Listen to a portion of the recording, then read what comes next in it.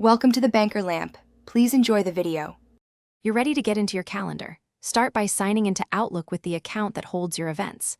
Once signed in, look for the calendar icon, lower left in the desktop app or in the top left menu on the web. Click it to open the calendar view immediately.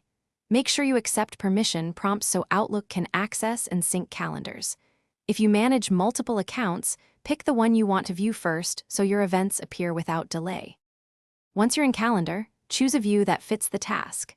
Day for detailed scheduling, week or work week for planning, month for overview. Make sure to toggle the calendar list to show or hide specific calendars. You can overlay them for context or place them side by side for clarity. Use the search box and filters to locate events quickly and apply color categories so similar items stand out. These steps reduce clutter and help you understand availability across accounts. To finish, create an event by double-clicking a time slot or using New Event.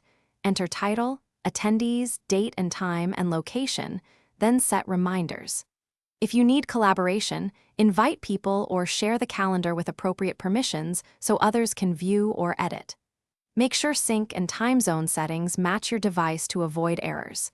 If events don't appear, troubleshooting tip: force a manual sync or sign out and back in.